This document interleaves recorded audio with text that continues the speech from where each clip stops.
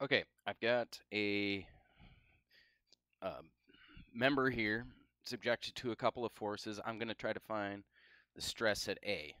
Okay, and then of course I want to draw it on an element. That's going to help me figure things out. So the first thing I need to do is kind of figure out what the loads are at A. So I'll make that cut at A there. Okay, and now to stick with what I've got shown on the picture there, I'm actually going to look. So if you think about Newton's third law, whatever happens on the bottom side of that cut, the opposite has to happen on the top side of that cut.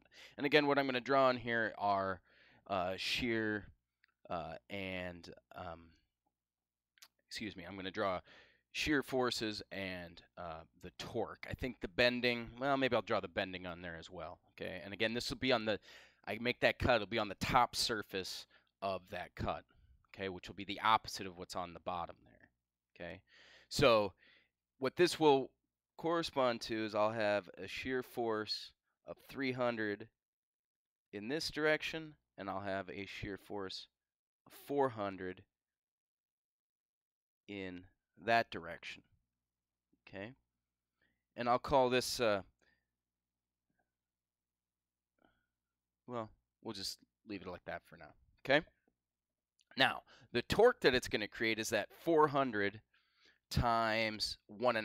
Now I want this to be 18 inches. I want to do everything in pounds and inches so my values come out okay on this. Okay, so I'm going to take that times 18 inches. Okay, and that's going to create a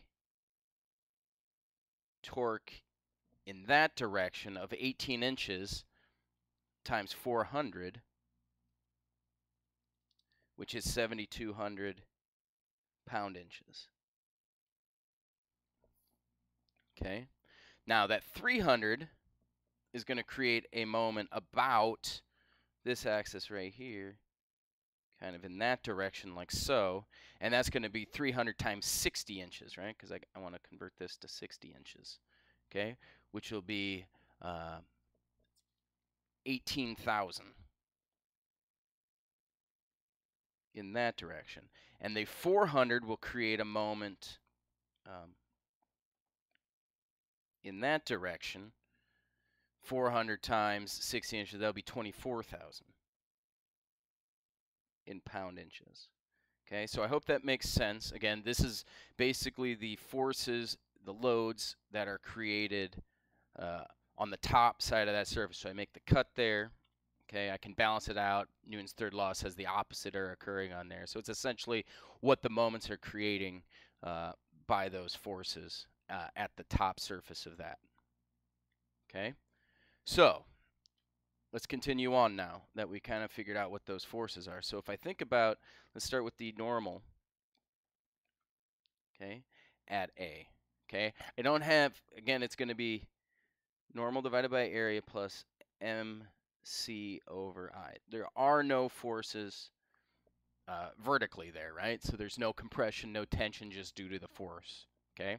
So at A, the 18,000, okay, this guy is creating no tension, right? Because it's at the neutral axis about that axis, if I take that moment. So the only thing that's creating a moment here, creating a tension here, is the 24,000. Okay, and the way that 400 times 60 is creating, it's going to be in tension. Okay, it's going to be elongating at A on the outside of that shaft there, right? So this guy is going to be in tension, and it's going to be, again, 24,000 times C, which is the radius out to A, which is 2.5, divided by I, which is for it's pi over 4 times 2.5 to the 4th. Okay, and that's all I get. That's the only thing causing tension, and it is tension for this guy, which gives me 3.31 KSI. Okay, so that's the tension being caused by this, and it's only due to the 24,000 moment that's causing that tension, the 400 pounds times the 5 feet. So again, if I think about drawing this element,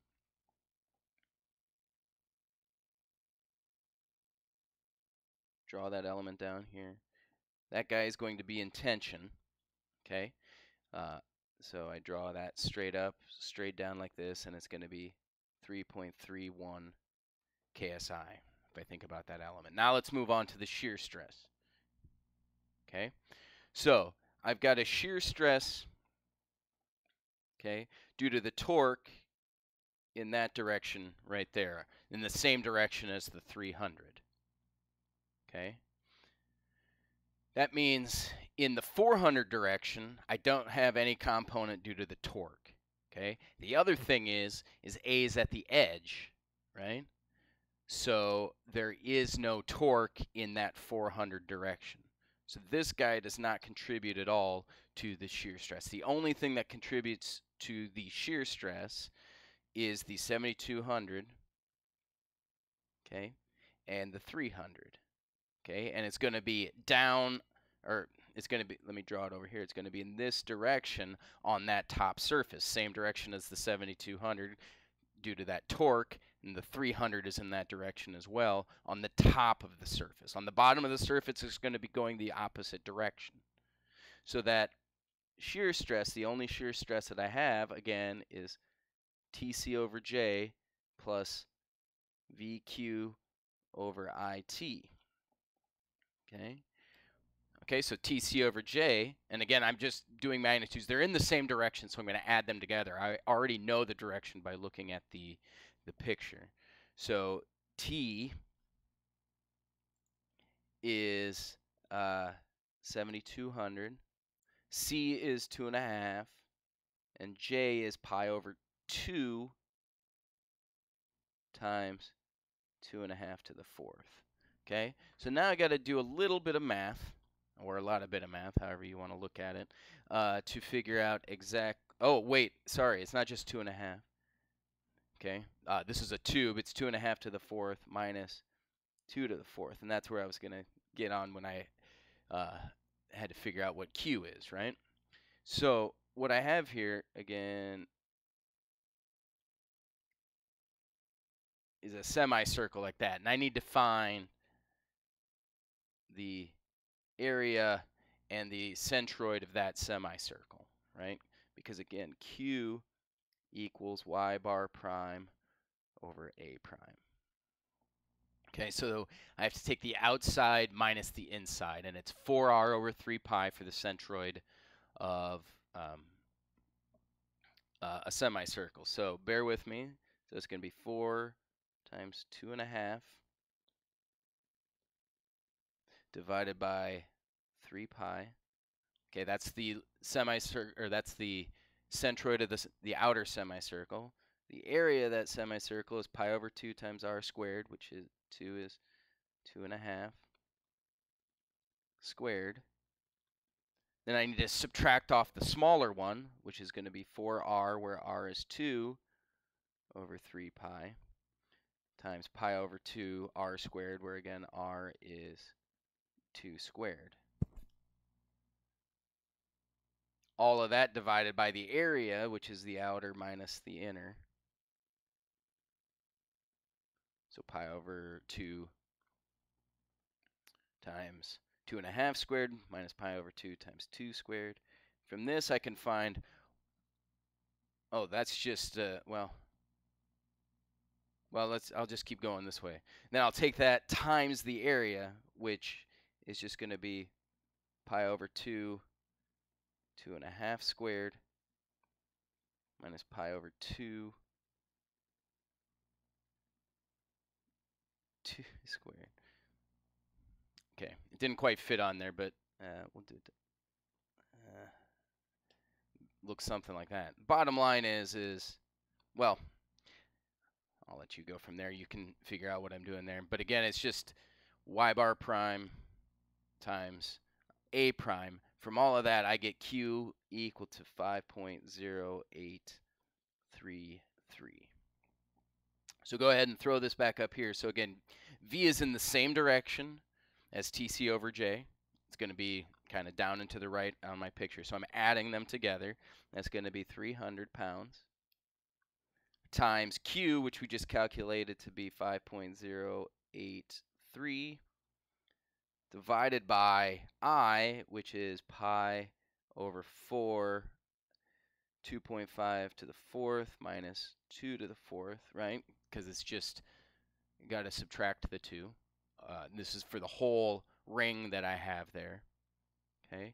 And then t, basically each one of these sides is a half an inch, right?